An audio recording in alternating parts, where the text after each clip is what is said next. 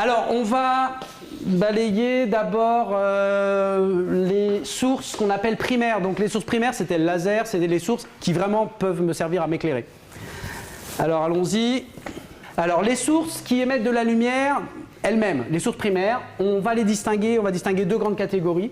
D'abord, les sources qui correspondent à des corps chauffés, des corps incandescents. C'est-à-dire, je prends n'importe quoi, je le chauffe, ça émet de la lumière. Donc là, vous avez quelques exemples. N'importe quel objet, vous le faites monter en température, il va émettre de la lumière, et la lumière émise, la couleur de la lumière émise dépend directement de la température. Donc ça, vous savez très bien, je vous donne un morceau de métal.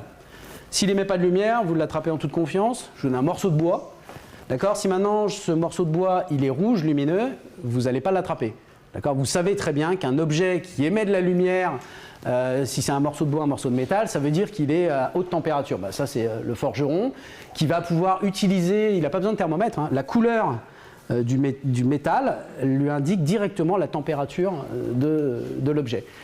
Donc si on est si la couleur est rouge, c'est qu'on est autour de 700-800 degrés. Quand on arrive autour de 1500 degrés, la couleur des objets, quelle que soit sa nature chimique, hein, ça peut être du bois, du fer, ce que vous voulez, la couleur ne dépend ici que de la température. Donc autour de 1500 degrés, c'est jaune orangé. Et puis plus je monte en température, plus je vais rajouter du bleu. D'accord, bah, je suis parti du rouge. Le rouge, c'était la partie à droite du spectre. Et plus la température monte, plus je vais rajouter le vert et le bleu. Donc ça veut dire qu'au final, je vais avoir quelque chose qui va être de plus en plus blanc. Et on va tendre vers, au-delà de 2000 degrés, une couleur blanche. Ça, c'est les lampes qui sont utilisées pour l'éclairage. Donc ça, c'est une lampe à filament. Et puis le soleil, par exemple, la lumière blanche du soleil, la surface du soleil, elle est à une température qui est autour de 5500-6000 degrés. Alors, on peut essayer de regarder ça. Bah, encore une fois, on va reprendre notre spectromètre.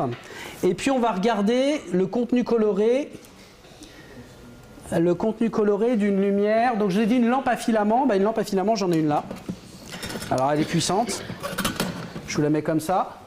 Donc ça, c'est une lampe à filament, c'est-à-dire c'est les lampes que l'on n'utilise plus maintenant. Ce n'est pas les lampes à économie d'énergie. C'est les lampes que vous aviez il y a, je sais pas, 4-5 ans. Vous mettez la main dessus, vous brûlez. D'accord ? Donc c'est vraiment de l'émission de lumière qui repose sur le principe que je chauffe un filament.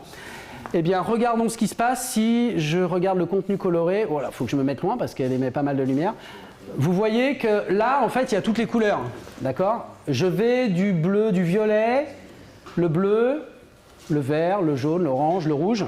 Et la coupure à droite, là, au-delà de 750, c'est la limite du spectre visible. C'est-à-dire au-delà, c'est le domaine infrarouge. Votre œil n'est pas sensible à la lumière qui est à 800, 850, 900.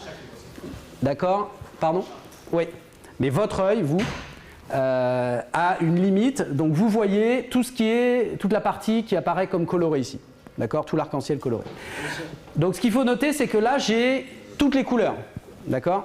C'est un spectre qui est continu. Il ne manque pas de couleurs là-dedans. Oui ? Alors, on peut... Autre chose, sur ce que je vous ai montré là juste avant, il y avait une image qui devrait vous poser question. Je vous ai parlé de tout sauf d'une chose. Ouais. Ça, c'est quoi ça ?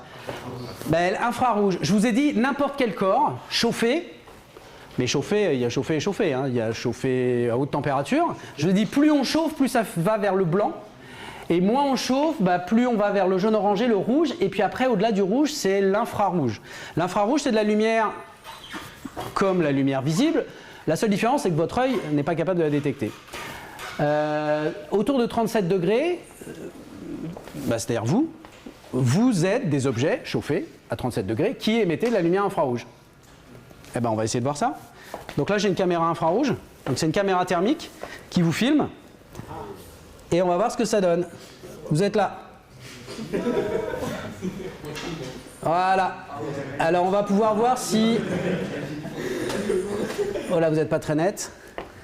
Est-ce que... Voilà. Alors on va pouvoir voir s'il y en a qui ont de la fièvre. Alors, qu'est-ce qu'on observe là ? Qu'est-ce qu'on observe ? Les différentes... C'est moi ça ? Les différentes couleurs, en fait, le fond bleu, vous voyez ici, il y a une échelle avec plus c'est le bleu, plus la couleur est bleue, plus ça correspond à un corps qui a une température basse. D'accord ? Et plus on va vers le rouge et le blanc, plus ça correspond à une température élevée. Donc vous voyez, vos visages là sont plutôt rouge-blanc. Ici, alors là, c'est-à-dire que vous avez un peu plus froid au nez ici, là, d'accord, parce que c'est un peu plus, vous venez de l'extérieur. Et vos vêtements sont à une température intermédiaire entre 37 degrés et puis la température de la pièce autour de 20 degrés. Donc là, ça veut dire que vous êtes des sources de lumière, d'accord. Et ça veut dire qu'en fait, dans l'introduction, je vous ai un petit peu arnaqué. Ben oui. C'est quand même le jeu. Donc, quand je vous ai dit, on va distinguer les sources primaires des sources secondaires. Quand je vous ai dit, la pomme n'émet pas de lumière. Mais la pomme émet de la lumière. Si vous mettez une pomme, elle émet de la lumière, elle est à 20 degrés. Tout objet émet de la lumière. Vous émettez de la lumière. Donc, en fait, la distinction source primaire, source secondaire, c'est, ce qu'il faut rajouter, c'est source primaire, source secondaire de lumière visible. D'accord, que je vois avec mes yeux. Mais voilà, pour la pomme, comme pour vous, vous émettez de la lumière infrarouge. D'accord. Sauf que cette lumière, vos yeux ne sont pas capables de la détecter parce que vos cônes ne sont pas sensibles à cette lumière-là. Alors, poursuivons. Autre catégorie de sources qui émettent de la lumière. On peut aussi avoir émission de lumière sans chauffer. On n'est pas obligé de chauffer un objet pour qu'il émette de la lumière. C'est ce qu'on appelle l'émission de lumière par luminescence. Là, vous avez des exemples de sources de lumière qui émettent sans qu'on les chauffe à haute température. Une méduse, des diodes électroluminescentes, donc c'est ce qu'on appelle les LED, d'accord, les lampes basse consommation, les lampes à économie d'énergie. Vous savez très bien que si vous mettez la main dessus, ça ne chauffe pas, vous ne brûlez pas. Ici, un feu d'artifice. Donc, on va voir un petit peu le principe de fonctionnement de ces sources, donc, qui reposent sur ce qu'on appelle la luminescence. Alors là, attention, on va faire un petit peu de physique, mais c'est pas grave. Vous allez voir, ça va bien se passer. Le principe de la luminescence. Il va falloir regarder un petit peu, faire un zoom sur la matière. Et là, je fais un zoom sur l'atome, qui est la structure un peu élémentaire de la matière, enfin pas élémentaire rigoureusement, mais qui va pour nous être le niveau élémentaire dans cette description. Au centre de l'atome, j'ai ce qu'on appelle le noyau.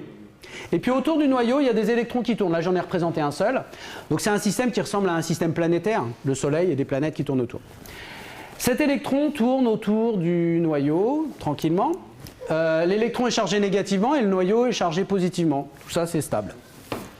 Qu'est-ce qui se passe quand il y a émission de lumière? Ah, regardez ce qui s'est passé. Je vous le refais. Eh bien, l'électron qui tournait autour du noyau, il s'est rapproché. Il a changé d'orbite autour du centre du noyau. Il s'est rapproché et en se rapprochant, il a perdu de l'énergie. Et cette énergie, il l'a perdue sous forme de lumière. D'accord? C'est le petit zébra jaune qui est parti. Donc il a changé d'état, d'orbite, il a perdu de l'énergie émise sous forme de lumière. Bon, ça c'est le principe de la luminescence.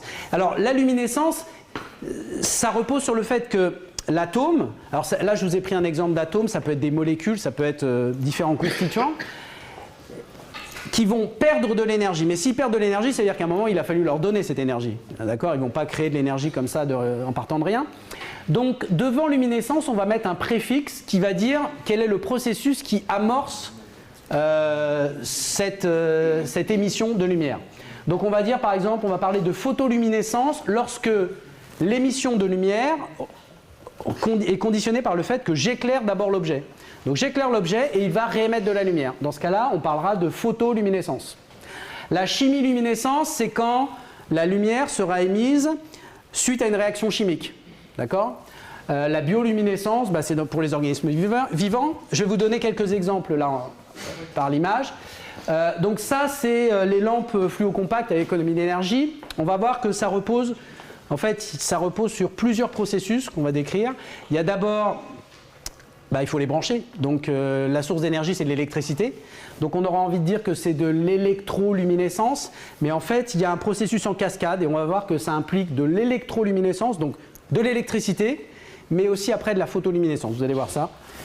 Là, avant de rentrer dans ces détails-là, ça c'est un verre luisant, donc ça c'est de la bioluminescence. D'accord ? Il n'est pas branché sur le secteur. Il n'est pas éclairé. D'accord ? Il émet de la lumière par des réactions chimiques. Biologique. Le feu d'artifice, c'est des processus chimiques, d'accord? une réaction chimique va apporter de l'énergie qui va faire qu'on va avoir émission de lumière.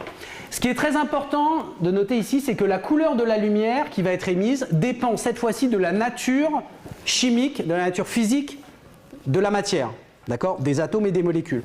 C'est pour ça que je peux choisir les couleurs de mon feu d'artifice, c'est pour ça que la bioluminescence du ver luisant n'est pas de la même couleur qu'un autre animal. Donc ça, là, la couleur de la lumière émise dépend directement de la chimie, de la physique de l'objet. Ce qui n'était pas le cas dans le cas des corps incandescents. Alors,